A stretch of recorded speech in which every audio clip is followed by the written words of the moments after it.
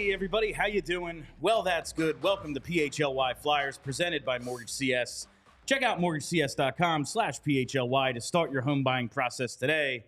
Company NMLS ID number 1464766. My name is Bill Matz.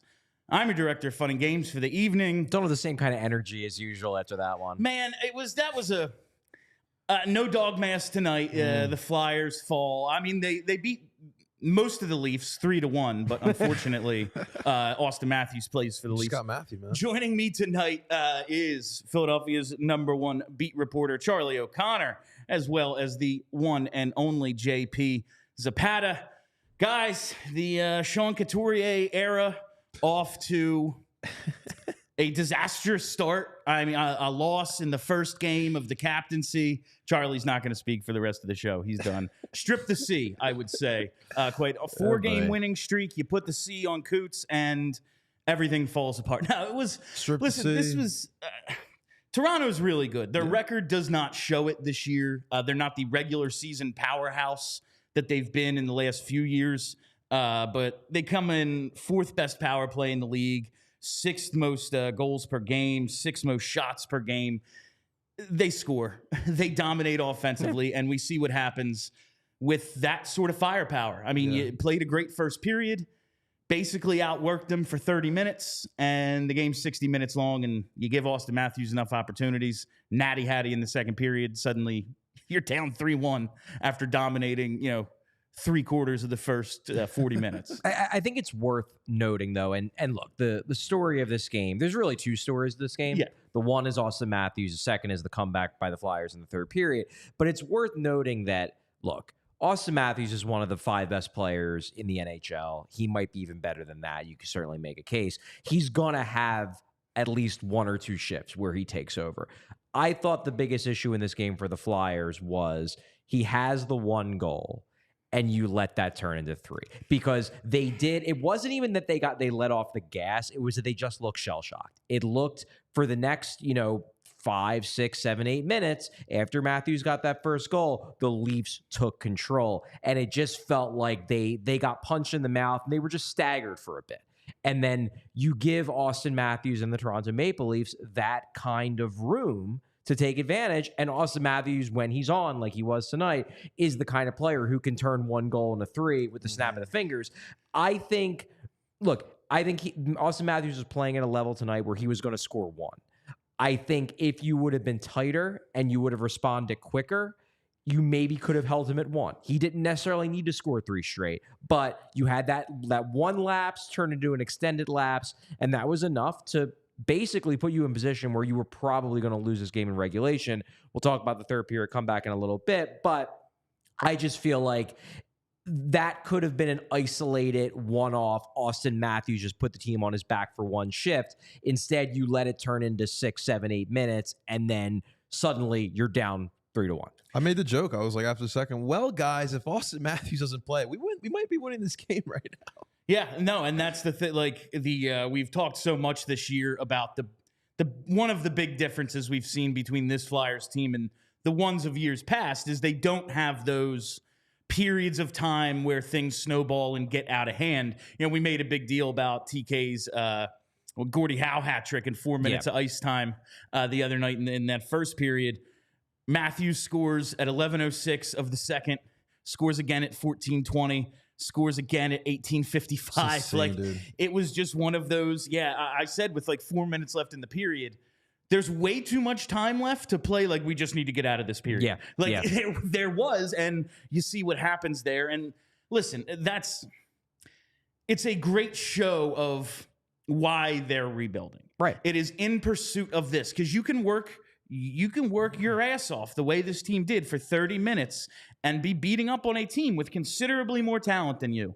And then they wake up. And we know goal scorers are streaky. He got real streaky in about a 7.5-minute period. He scored 3 goals like it was absolutely nothing. And sometimes you just have to tip your hat. Absolutely. You got... Yeah. At the end of the day, while this is a bummer, it's Coots' first game as captain... Right. It's a home. I mean, every time any team goes to Toronto, it's like half the roster's homecoming because the whole league's from Ontario. Exactly. But it's a homecoming for a bunch of guys. They came out with some jump, and it's and they just really never recovered any sort of, like, the pendulum swings in a game. You're never going to dominate for 60 minutes unless it's like, some team that just didn't show up at all. They never got the pendulum to swing back until late in the third when they are able to tie the game. And that's the other story. That is the other story. And you have to give this team credit. Yes.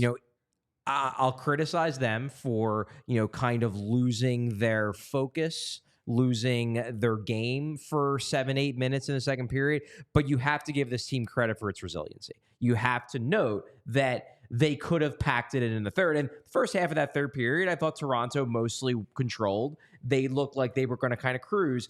You got to give the Flyers credit for not packing in and just being like, not our night. Yeah. Auston Matthews is Auston Matthews. Let's get in the headspace ready for the Stadium Series game that we're all excited about. We get to play outdoors. Instead, they keep digging.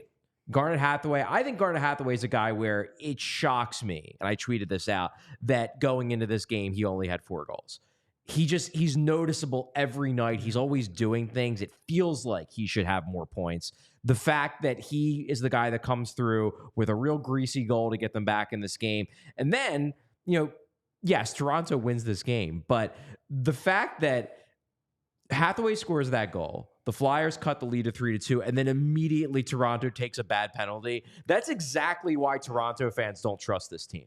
Because they could have, the Hathaway goal, same thing. As I said, with Matthews scores that 1 goal. The Flyers could have just said, all right, you know what? Great player is going to do great things once in a while. Let's settle down. Let's hold down the fort. Instead, they slacked off for a few minutes, and Auston Matthews turns 1 goal into 3.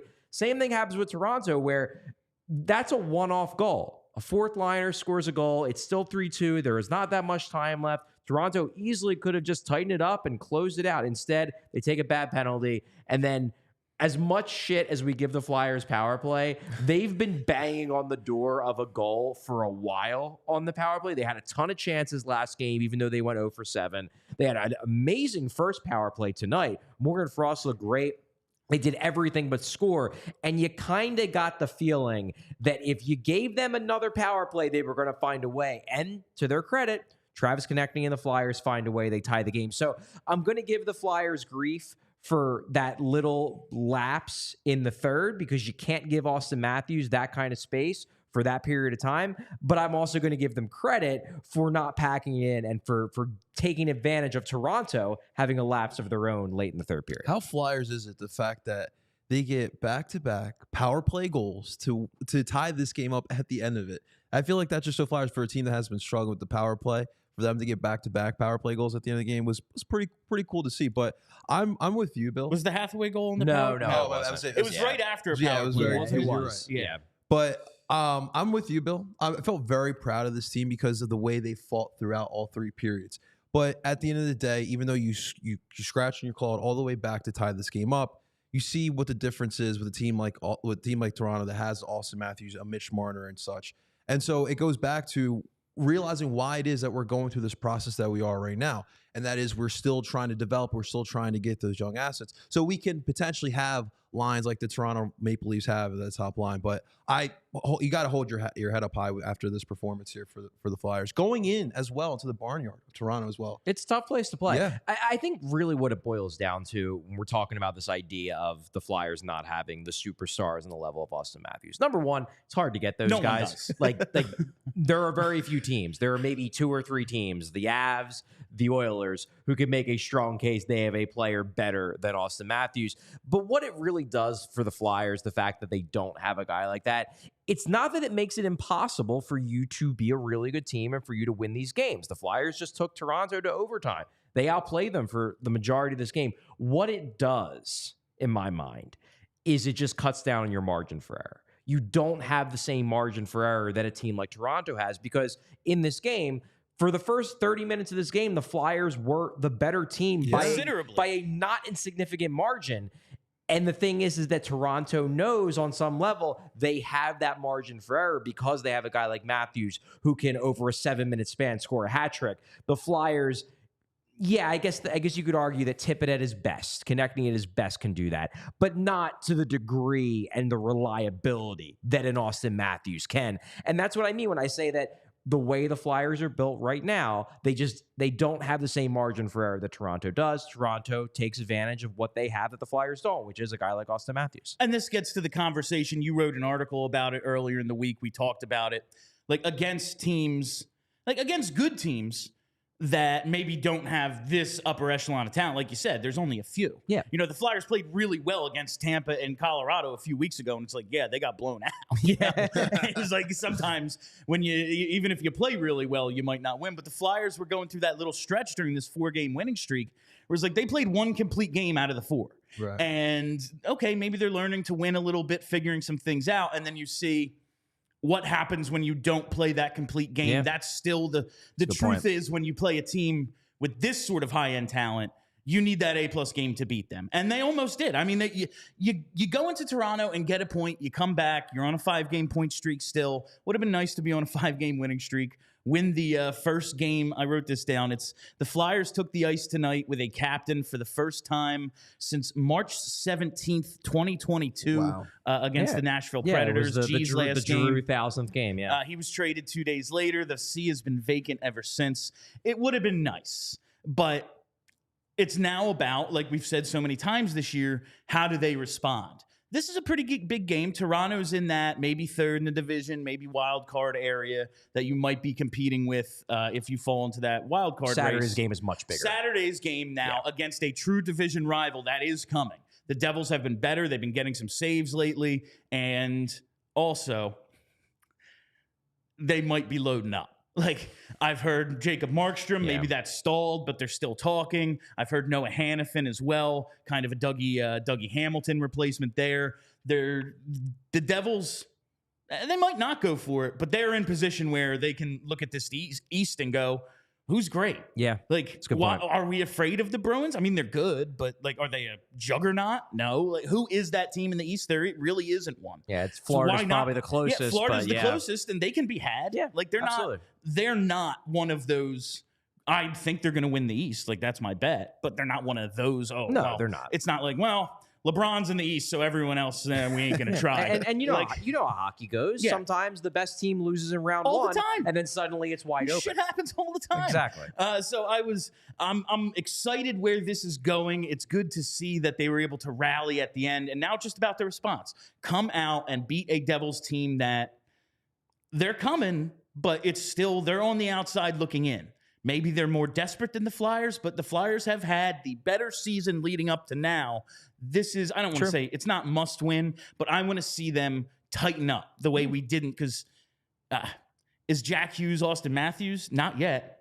Fucking good, though. He's real good. It's not a must-win game, but what it is that if the Flyers do take 2 points out of this game, suddenly you've got some serious breathing room. Yeah.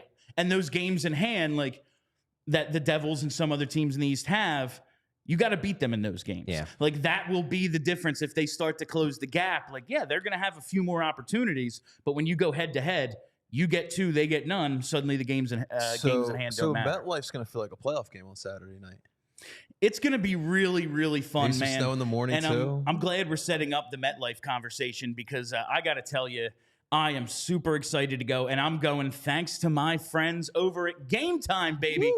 Buying tickets to your favorite event shouldn't be stressful. Game Time is the fast and easy way to buy tickets for all the sports, music, comedy, and theater near you. With killer deals on last-minute tickets and their best price guarantee, you can stop stressing over the tickets and start getting hyped for the fun you'll have. Game Time is the place for last-minute ticket deals. Forget planning months in advance. Game Time has deals on tickets right up to the day of the event. I used Game Time today to get my tickets to the Stadium Series game. Let's go, Bill. Me and one of our producers, Chris, are going. We're going to be filming some content. It's going to be a great time. I want everyone to have a great time with me. I want Flyers fans to be the majority there. I mean, probably, because there's only like 12, 14 Devils fans, you know. You could have their parade in this room, basically, if they were to win the cup. But I want to take this place over with Flyers fans. So get on to Game Time. Use code PHLY for $20 off your first purchase. Download Game Time today. Last-minute tickets, lowest price guaranteed. I am all for shitting on Devils fans. It's the best. It's very Because they don't funny. have an answer. Yeah, not we really. won these cups. I don't give a shit. You ruined hockey. Congratulations. Exactly. You're the reason there was a lockout Exactly. because everyone stopped watching when you And started I'll winning. never forget there's a lot of Devils things I'll never forget, but I remember this past playoff series, when they played the Rangers, they opened the series at home and they come out and the crowd's loud. And I'm like, well, you know what? Maybe I'm giving Devils fans too much shit. Maybe they've really rallied around this team. They packed their stadium for their first playoff game in a while. And then the Rangers score a goal and the crowd goes nuts. It's like, oh, that's why it's full, because it's Rangers fans there. Granted, it's hard for Flyers fans to talk shit about the Rangers taking over the building. Yeah, but that's when the Flyers I know, were bad. it was a playoff game. It's way different. I'm just getting ahead of the criticism of the 2 or 3 Devils fans in existence who might overhear this conversation. MetLife's going to be orange and black on Saturday. I really, really freaking hope so. I'm going to be there. Hope to see you all there I as work well. I work to check my biases now that I am a full-time journalist. I will never remove my anti-New Jersey Devils bias. I will hate that team for as long as I'm around the sport of hockey. I am as much, if not more, a Flyers lover, Devils hater than I am like a Patriot. Respect. Like those two things they're pretty close. So I want to go back and talk a little bit about some of the instances of this game before we move on, because this is going to be a lot of captaincy conversation. Charlie isn't remote, so he can't just be like, "Oh, Bear Connection, got to go." I have him. I mean, here. I still can. He's It's just a not captive believable. audience. Bryn locked the door. He's not going anywhere. But I want to get back to the first period in which the Flyers dominated. They had a ton of chances, and this is one of those instances, like we talked about the second period, Matthews takes over.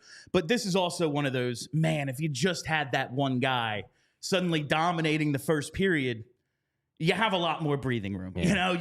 You bury 2 or 3 of those, suddenly it's a different game as well, rather than, all right, we got the one, and now we're trying to hold on because they're going to wake up eventually, and that's just what we see. But the one goal they do score in the first, Travis Sanheim, shorthanded, and it was just a beautiful sequence. TK almost has his 6th shorty. He hits the post. Puck goes into the corner shortly after. Lawton gets the puck, centers it to Sanheim in front, makes a great move to bury it. And now that is 6 different guys have shorthanded goals on the season. TK has 5, Paling 3, Walker 2, Lawton 1, Hathaway 1, and Sanheim gets his first.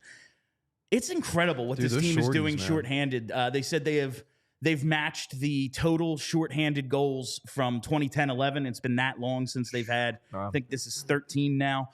They've been absolutely phenomenal on the penalty kill for a lot this year. They did give up a power play goal tonight. They did kill 2 others and score. So Yeah, but you'll take an even. You go 50 feet, yeah. Against a top 5 power play, you'll take that. Yeah, 100% of the time. So pretty good outing for them. And when I think about this Flyers team, they don't have, like we've said 6 times already on the show, that elite level talent. And so you're looking for, what is it they do at an elite level? What is the thing that makes them able to compete? Work ethic, all that stuff. They are an amazing penalty. They are an elite penalty killing team. Second best penalty kill in the league. Best shorthanded. By net rating, number 1. Yeah, well, if you add in the shorthanded goals, to be sure. Add all that fun math that they do on that. There you go. But they outstanding penalty kill. And is that enough of an identity for this team to maybe take into the playoffs and do something? Is that one thing enough of an advantage to upset someone in the first round, you think? I think some of the characteristics you do see in the power play kill, the work ethic and the hard work and that type of stuff, I think that could be something that they could build off of in a playoff series, especially if you're going to go up against a team, like you mentioned, that may have a little more talent, that may be able to help them. But even watching the PK unit, the first unit here tonight, watching Lutz and TK, you just stifle defensemen at the blue line and creating turnovers. That's just a lot of fun to watch, and I think that's something that they could definitely convert over into a playoff series. I think the shorthanded element, it's not something that you can depend upon to carry you through a playoff series, but it's certainly something that can swing a tight playoff series, where if you start getting into game 5, game 6, game 7, it's not something where you expect it to carry you. But if the 2 teams are pretty even, that could put you over the top. It could be an X factor. Yeah. It could be, if this goes 7, in one of those games we steal because of what you're able to do on the penalty kill. Exactly. Maybe create a little offense on one. That's what is it? Lawton and TK both have 6 shorthanded points. They're tied with a few guys for second in the league. Like it's an elite unit. They don't do many things at elite level. This team, that is one of them. The second period, is it just as simple as there were 7.5 minutes in which Auston Matthews took over? Like, is that just the story? Yeah, well, I think it goes back to what I was saying, though, was that it's not even just that they let Auston Matthews take over or that Auston Matthews just took over. It was that they got shell-shocked. Because, like, the shift right after the first Matthews goal, they spent the entire shift, Toronto did, the entire shift in the Flyers' end. Then they draw a penalty. Then they score on the power play. This wasn't a case of Matthews scored and then they just waited a few more shifts until Matthews got back on the ice and then he scored again. Toronto took that goal and built on it. And to me, the Flyers, if they wanted to hold that lead, obviously, or I guess it was tied 1-1, if they wanted to keep this game from snowballing out of control, they needed to have a stopper shift right away. And they just didn't get it. They didn't get it for 8 minutes. They finally had that good shift right at the end of the second period where they almost scored.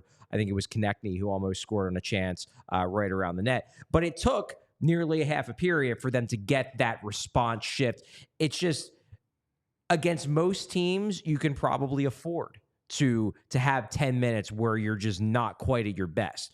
But against a team like Toronto that has a guy like Auston Matthews, you can't necessarily afford it if he's flying as well as he was, and he was just pure Auston Matthews tonight. Who pissed off Auston Matthews before that sequence? No, man. He was pissed. I mean, when you look at the numbers, it's also like, goals 42, 43, 44 on the season. Like, that's... 44, 45, 43, 44, 40. That's absolutely freaking insane for this point in the year. His goal scoring is just on another level. He is an absolutely elite talent, but it is not just that, like Charlie said, the inability to swing momentum back, even for just a couple of shifts, and kind of not give Toronto that, like, they're looking scorerish, kind of. You could almost feel these things coming when I even said at one point Toronto gets a scoring chance, and JJ... They didn't score, but JJ goes into his inevitable tone, like, and they get it back to him, and he shoots, and they get a save or got blocked or something. A goal. But like, it's just one of the beauties of JJ having him so long. We know, and he captures it so well, and that's how you're feeling because of the way the team's playing. It's like they're getting one soon, and they did. And they did. I want to point something out too, because I'm seeing this pop up in our comment section on the show.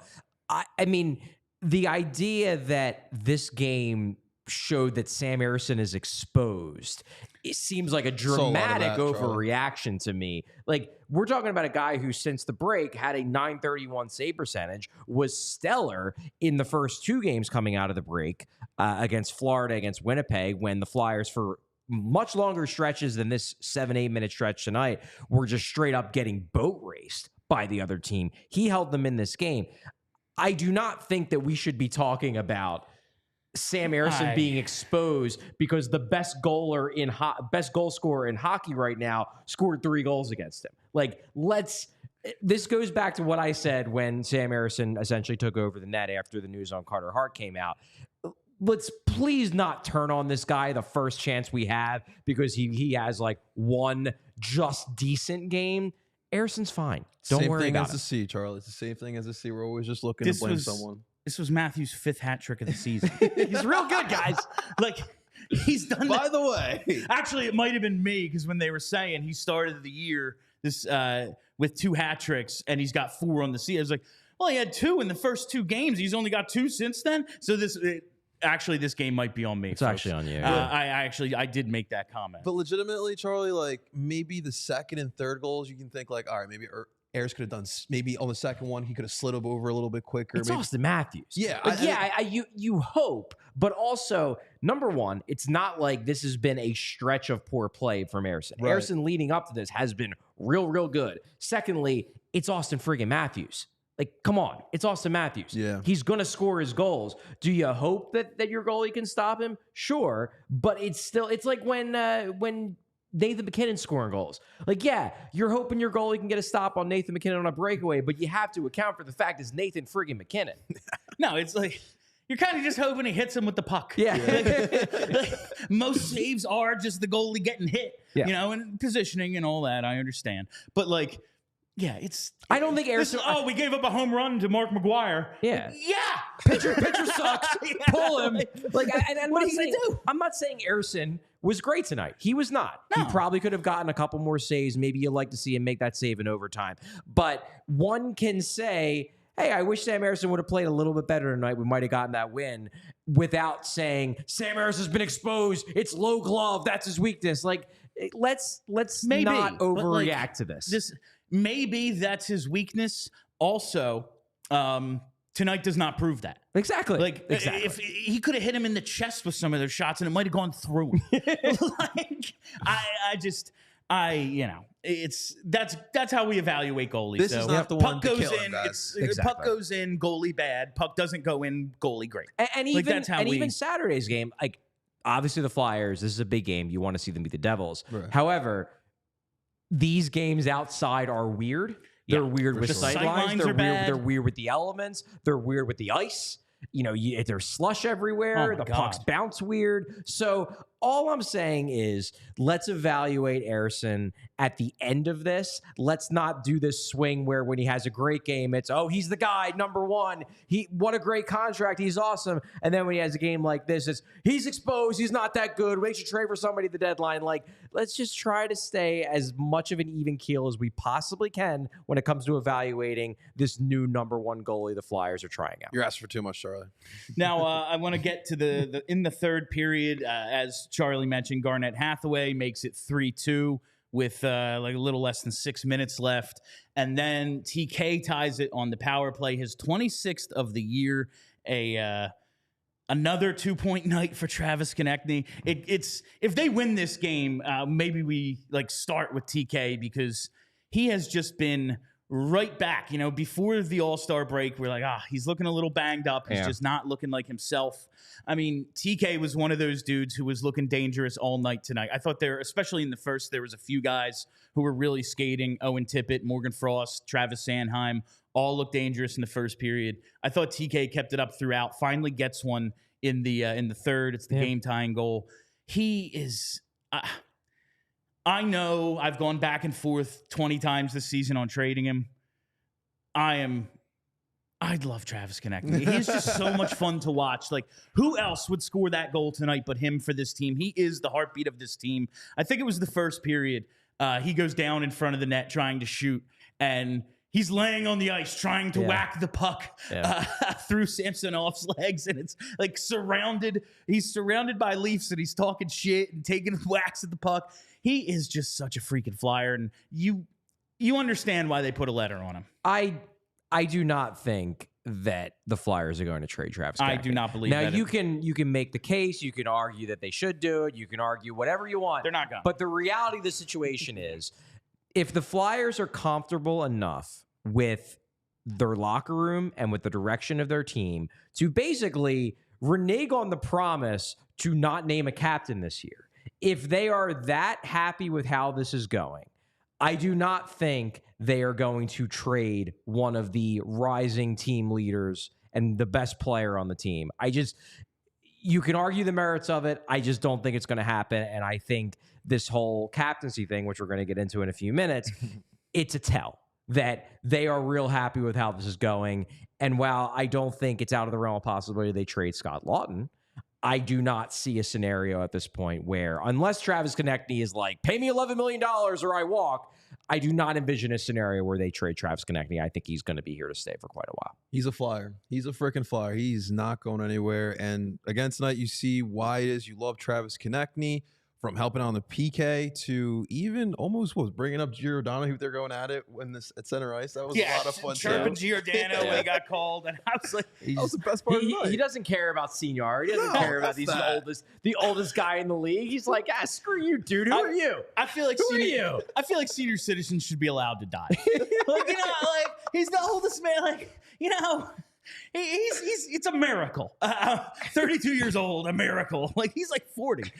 Before we get to the captain talk, I know that's why you are all here. I want to get to, I guess, just a couple of things that happened in the game. We'll lead it with the Cam York situation. He tries to play a puck along the boards. It's in his feet a little. He looks down, gets absolutely rocked. Delorier comes over. We'll talk about that part in a minute, but has there been any updates on York? I mean, obviously, you're here. Yeah, Bill. I Like, just mean obviously, I'm not at the game. In the 5 minutes, the 5 minutes between We're going to Charlie's phone right now. the game ending. Maybe you looked at Twitter. You're always good multitasking. I can't do anything but talk, but you're good at looking at things. So maybe you did. I I'm just asking. I have not seen any updates on Okay. Cam York. What I can say is that obviously he missed the rest of the third period. Yeah. The other concern coming out of this game is Sean Couturier. Yeah. He took that weird slash. I don't know if it was on the knee or if it was right below the knee. It was in a weird, right above the knee. It was in a weird spot. He did get another shift. He got the ensuing power play right after that. Played, I think it was like a minute 30-second shift. It was a long one. But then he didn't see the ice the rest of the game. I guess we'll see about York and Couturier. It would really hurt if one or both of those guys isn't available for Saturday, especially for Couturier because he just got the C. You'd hate to see him get injured right after he gets that honor. That would suck. The Couturier one looked to me more of like a stinger than something serious. The York one, you're worried about a concussion. Yeah, I mean, that was shades of Darcy Tucker, Sammy Kapanen. Like he got absolutely leveled. It was clean. Head was down. You know, to quote Tree from Mystery Alaska, head was down. But I want to get to the Delorier end of this. It's not a major talking point, but it's always interesting. I love hits discourse. You know this. That's why we have him. Yeah. Delorier's out there. Something happens. It's a clean hit. Charlie, how do you feel about the having to fight after clean hits thing? I don't love it. However, if a hit happens and Nick Delorier is on the ice and it's a hit on a younger player, like if he doesn't fight that guy, what the hell is he there for? Right. Yes, it's why he's collecting his check. And I also think like hockey's really fast.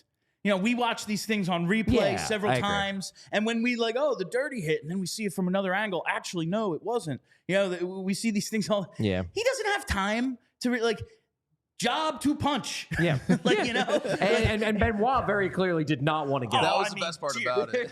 Fighters don't want to fight Delorier. He hasn't been able to find a dance partner outside of Pat Maroon all year, and Pat Maroon hasn't been that excited to do it. It's just like, well, if I don't do it, what am I getting paid for? Yeah. So it's just one of those situations. I'm always torn because I want to see big hits, and if the price for a decent player hitting, someone is having to then fight like a guy who's only out there to fight, it's like, well, then I'm not going to hit.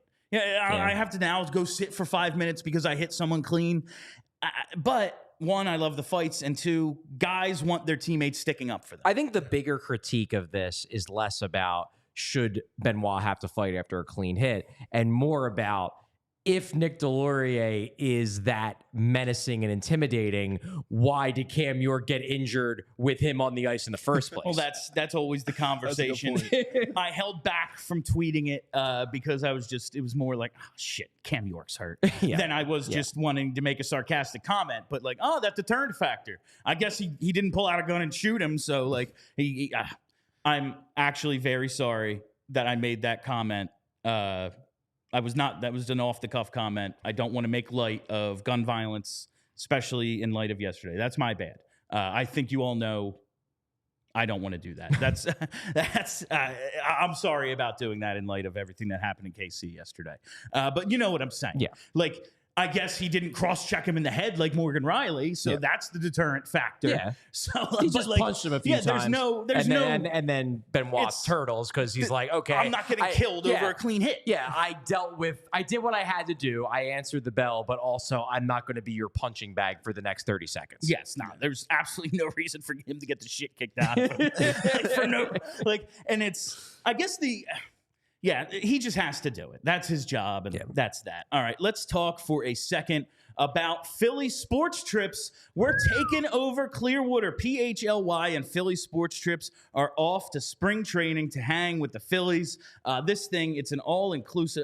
The hotel is not all-inclusive. The trip itself, it's kind of an all-inclusive sort of situation from perks like getting to hang out with Charlie Manuel and also the entire experience taken care of, flights, hotels, game tickets, transportation, everything you could want.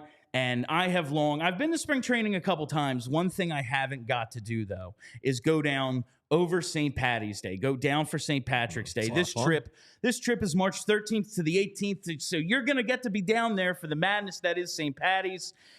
And PHLY Philly Sports Trips have your back for that, because you're going to get to party on a private yacht with a catered dinner and drinks as well. This thing is going to be absolutely freaking awesome. So head to allphly.com/events to learn more and book your trip March 13th to the 18th, Philly Sports Trips and PHLY. All right, Charlie. Let's do your 3 stars. Are we doing the 3 stars now? Yeah, let's do that, and then we'll get to the other stuff. It is time for Charlie O'Connor's 3 stars of the game, leading off with star number 3.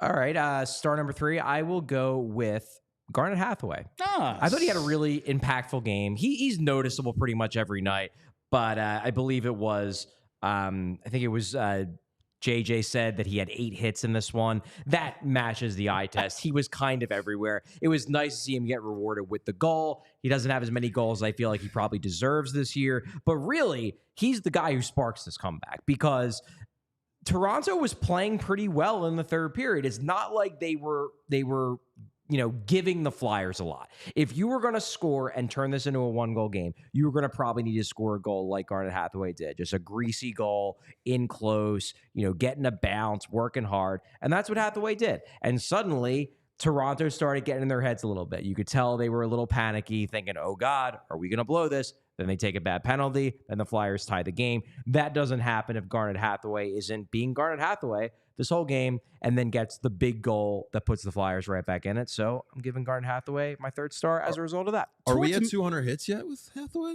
He's got to be close. Are we getting close to it? Maybe after the audit, he gets like another 8 tonight. They double it. It was funny to hear Torts the other day talk about Hathaway and expected a little more offense, but yeah, he's been his comments about him were interesting, because I felt the same way.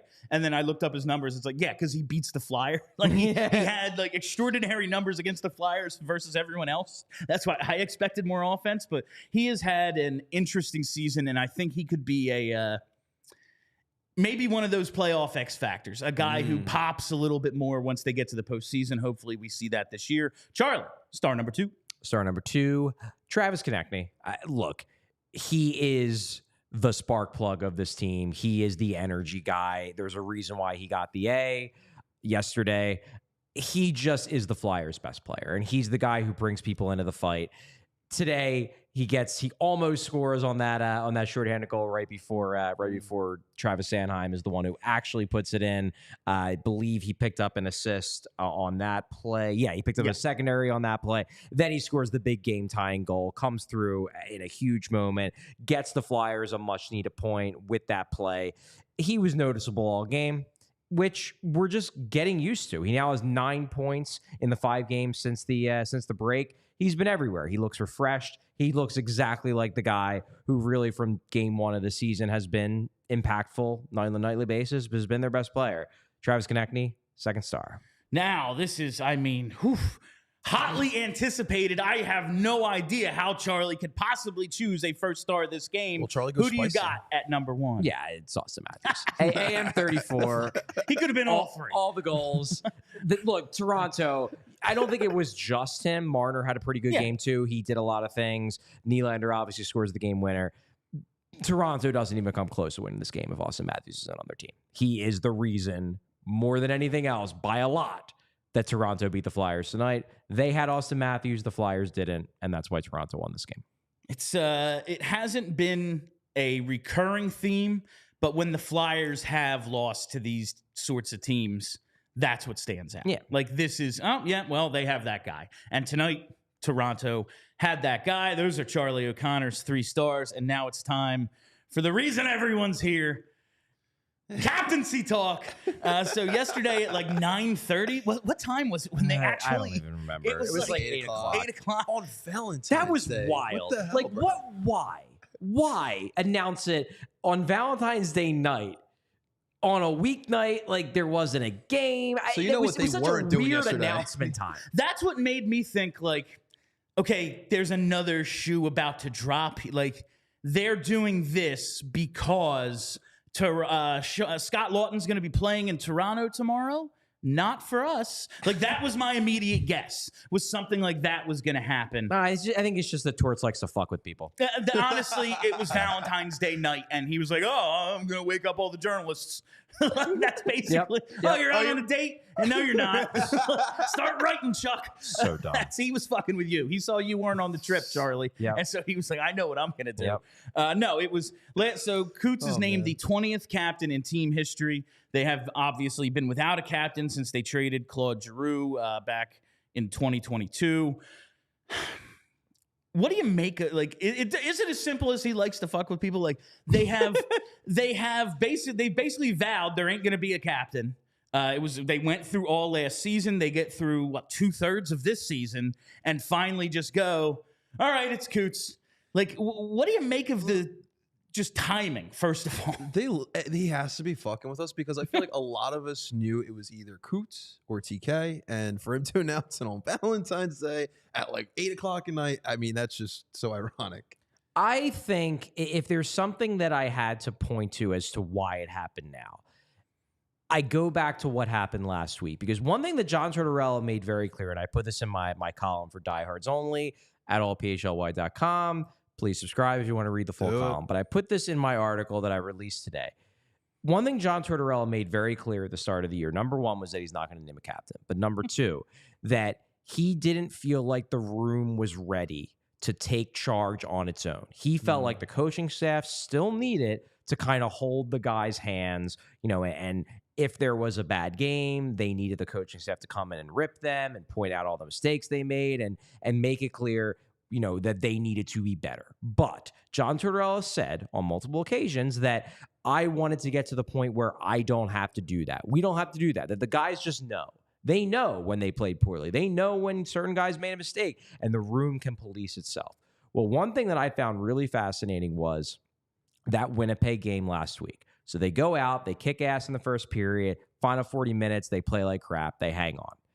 John Tortorella gives one of his vintage short press conferences where he doesn't give the media anything because he's clearly very angry with the way the team played. I expected he was going to go in to the room and rip everybody and make it clear that that was unacceptable. We might have gotten the win, but you just didn't play well, and this is not going to get the job done. Talked to John Tortorella the next day, and John Tortorella basically said, I didn't say a word to him, because I trust this room. I think that they will respond the way they should. I don't feel like I need to tell them that. And I asked, hey, is it a risk that they maybe don't respond that way? And John Tortorella, I quoted him in this piece, basically said, you have to give them opportunities. You have to give them opportunities to show that they can do it on their own. We're not going to be holding their hands forever. So what do the Flyers go out and do? They go out and play a really good game against Seattle. They didn't carry over the poor 40 minutes. They basically turned that first period and played it for the entirety of the game. They outshoot the Kraken 38-19. Control that game pretty much from start to finish, regardless of the fact that the score was close. Flyers are the better team pretty much throughout that game. I kind of wonder if that was the final test. If that was John Tortorella giving the team one last test to see if they are ready to have a formal leadership group, because now he feels confident that he doesn't have to hold their hand anymore. And now that he doesn't have to hold their hand anymore, now he can give somebody the C, because now he believes he can trust the room to police itself at least a lot more than he could certainly last season and also the beginning of this season. I wonder if that Winnipeg game and the response to the Winnipeg game was a little bit of a turning point for John Tortorella in thinking, you know what, it's time. Let's do it now. It's a really good point. Like, I just look at the demeanor of this team in 23-24. It's so much different from even like 2 seasons ago when they were going on those multiple 10-game losing streaks, because when they would get down in those seasons, you knew like, all right, it's over, it's done. But now if they go down, you're like, okay, they will fight back. You know that they're going to fight back. There was a couple instances throughout the year where they were just gassed, but overall, they've fought in every single game. And I think that's a really good point that I think not a lot of fans probably knew. A lot of fans are probably, like us thinking like, yeah, Torch is just fucking with us. But no, this is the professionals. You got to be able to call yourself. You got to be able to know when you need to keep yourself in check. So I thought that was a really good point there. And the Tortorella thing is always, we've said about him, well, he's got a short shelf life because you can only yell and scream at the guys so long before they're just like, shut the fuck up. But he really doesn't. No, and him being able to pick his spots Yeah. increases his potential shelf life. Yeah. And I think that's important. And now the other part of this, I know, I'm very simple-minded, Charlie. I think you're not. A plus B equals C. You do not think, you will not allow things to. I don't think that's actually No, like right. one thing happens. 1 + 1 = 2. No, like I don't think you can add letters. what I'm saying is, my thought is like, all right, they made Sean Couturier the captain. That means they're trading Scott Laughton. Oh, yeah. And like, I know you're not going to draw those conclusions because you're going to look at the bigger picture, but I will say your explanation here and how maybe that Winnipeg game and all that, the response past that is the turning point. Those comments sound very similar to when you asked John Tortorella straight up about the potential impact of trading Scott Laughton. Like we said on the show, you weren't even speaking in hypotheticals. Like, if a leader were to be subtracted, like you named Scott Laughton in the question. Yeah. And it's like, we can't be worried about that. If that's going to happen, then the leadership group ain't strong enough anyway, basically. Yeah. Do you think the possibility of a leader like Scott Laughton being subtracted, like that could have an effect on the room? So we're going to give the leaders some autonomy to kind of hold this thing together themselves.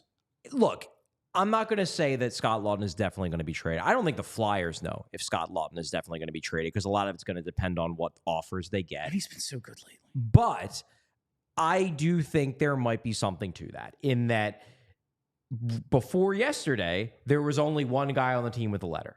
And if you didn't formalize a leadership group and then you up and trade Scott Laughton in 2-3 weeks, suddenly the team maybe doesn't really know how to respond now that you formalize it. And Scott Laughton still has an A. It's not like they stripped they didn't the take A it off him. from Scott Laughton. They added a C to Couturier. They added an A to Travis Konechny. But now that you formalize a leadership group, you have somebody with a C, and it's not Scott Laughton.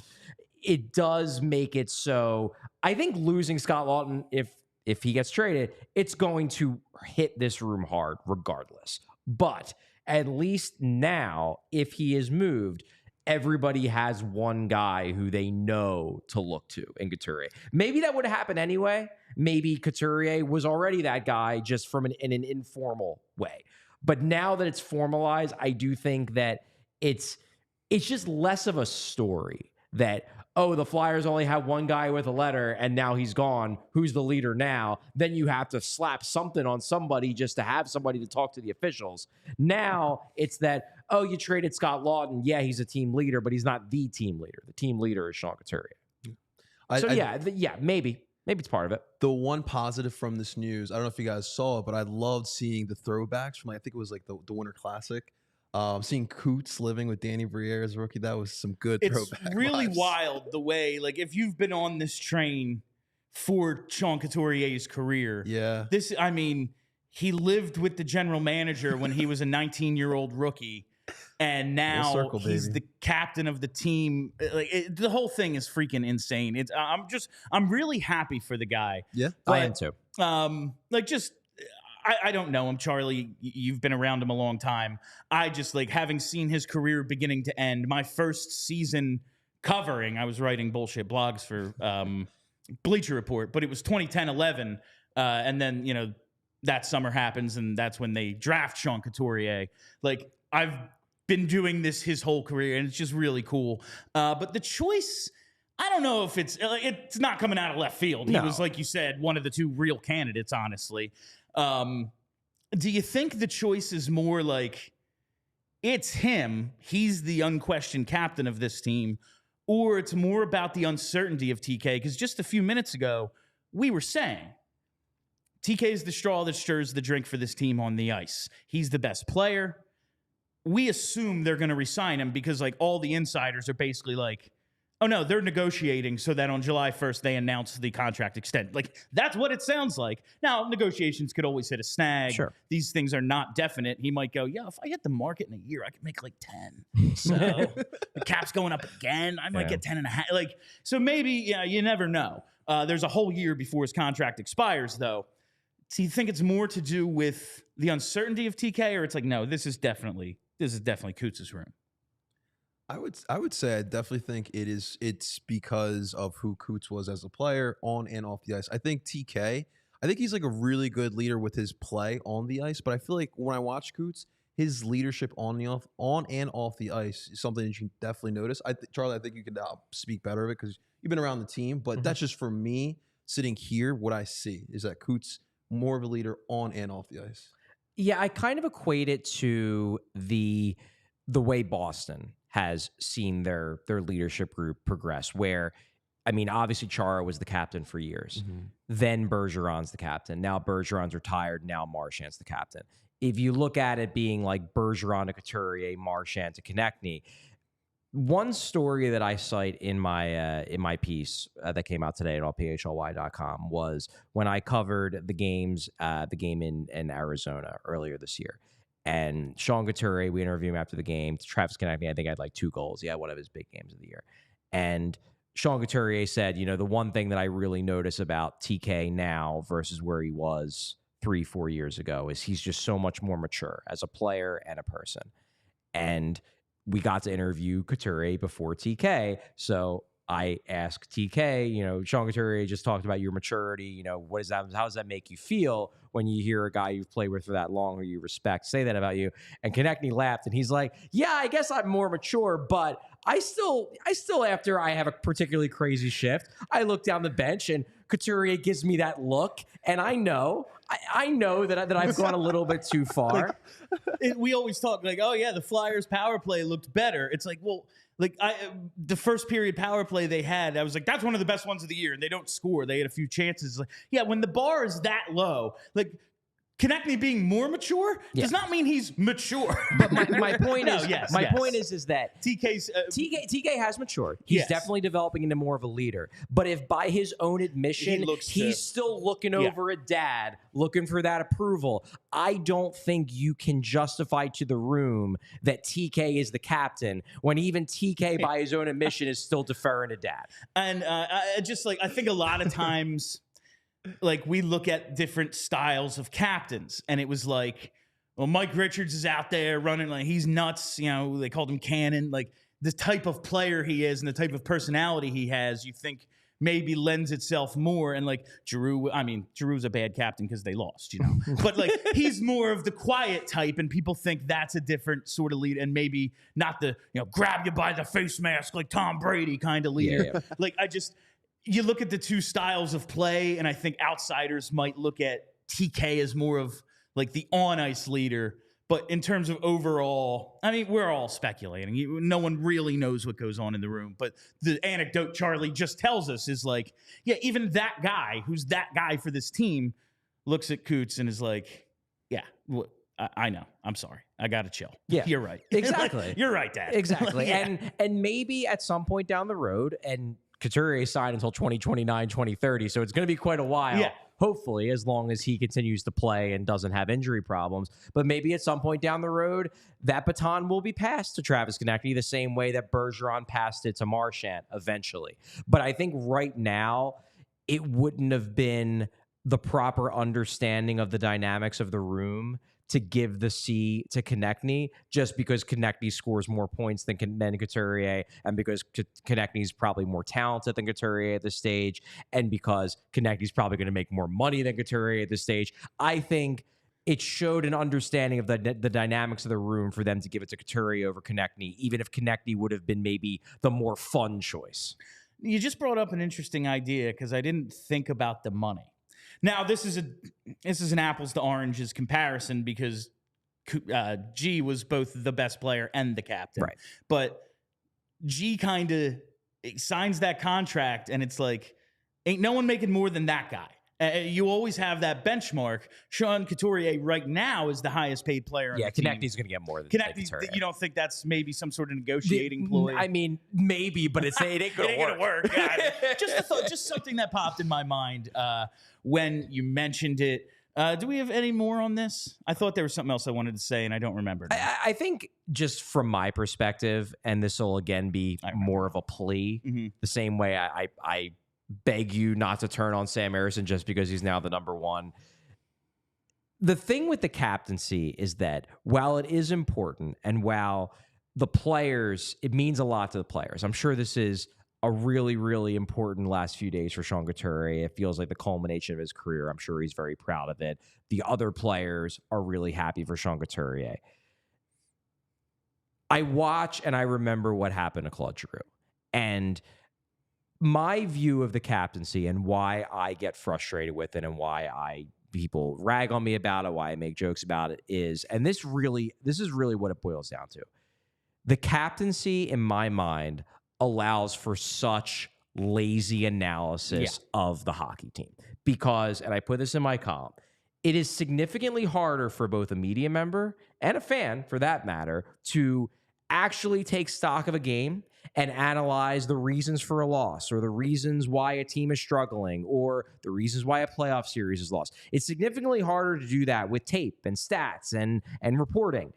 It's much easier to just say, well, it's the captain's fault. They wanted it more. Because the captain, if he would have done more, if the captain would have willed this team, then the team would have won. And because they lost, that is proof that the captain did a bad job.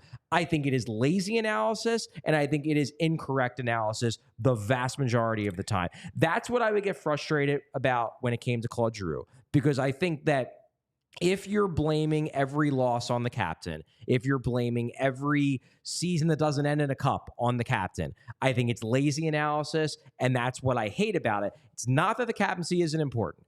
Couturier having the C, it's an honor for him. The players will undoubtedly look at him just a little bit differently now that he's got that C on his chest. But the idea that now every time the Flyers do something or don't do something that makes you angry as a fan, like, don't blame it all on Couturier just because he has the C now. It hasn't changed that much. He's still the same guy. It's just like too many people turn the captain into the target of their ire when they're angry and they're looking for someone to blame. And that's the part of the captaincy in hockey that will always rub me the wrong way, because I think it's utterly ridiculous and also extremely lazy. It's so weird because, like, in most sports, the fans are always like, fire the coach, fire the GM. Maybe like even in football, like we have captains. In soccer, you have a captain. It doesn't have the same mystique as it does in hockey. I don't. Why is that though? Like, I don't. It's just been like, because like football, they did it recently. Like it's just always, and it's been such a like a Bobby Clark, a Mark Messier. Yeah. Like those guys were so great. It's like, well, they did it because like no, they did it because they're awesome. Like, I just named two of the fucking best players of all time, you know? Yeah. Like, and that's always kind of been a contention of mine. I go back and forth on what kind of guy I want to wear the C. I understand putting it on your best player because I've always thought, like, okay, now he gets to be the one talking to the refs and he gets to build a relationship with the refs, and maybe then they'll give him the superstar calls. Also, a decade of Claude Giroux as captain showed me that doesn't happen. So I've kind of always thought it's best to put it on a Jason Smith type. And I don't think Couturier is a Jason Smith. No. Like, he was at the end of his career. It was one, but like more of just the veteran leader. And it takes that sort of pressure off the best player. Like Travis Konechny doesn't have to worry about being the best leader. He can just go out and do stupid Travis Konechny shit and then score a goal. Exactly. Because he doesn't have to worry about the weight of the sea. And I think like this is kind of like, it's good that when Michkov gets here, in all likelihood, it's not going, well, when's he getting the C? You know when he's getting the C? 5 or 6 years from now, maybe when Sean Couturier retires. Yeah. Like, I think that's a weight that you then don't have to put on them. And that's good. And that the thing I wanted to say that I forgot and I now remember, I always kind of hope, and we're running out of dudes, someone with a little bit of a connection to Mr. Snyder and past eras. And he played a little with Pronger. He played with G. Mr. Snyder was still alive for the beginning of his career and like still kind of around at points. Yeah. We're running out of dudes who can kind of carry that legacy. And when we're talking about this new era of Orange, restoring the Flyers and everything, this is part of it. There is something to be said about it being a bridge. Yeah. And I think there's also something to be said, which was a theory, and I don't think it was this simple, because I think Sean Couturier still had to prove himself to John Tortorella. The room had to improve the way it has this year for Tortorella to believe that someone deserved to wear a C in the first place. But there's something to be said about the fact that Tortorella did not give anyone the captaincy last year during the year when Sean Couturier couldn't play. Yeah.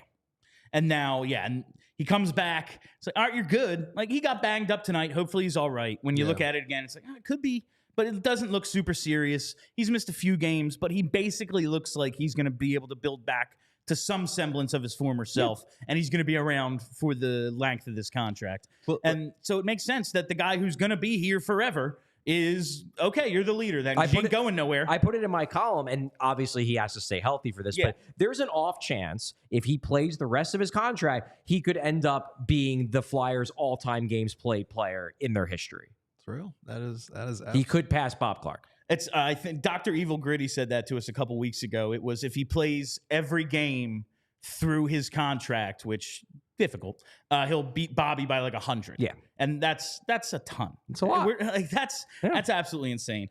All right, that is all the time we have for you on PHLY Flyers, presented by Mortgage CS. Check out mortgagecs.com/PHLY to start your home buying process today. Company NMLS ID number 1464766.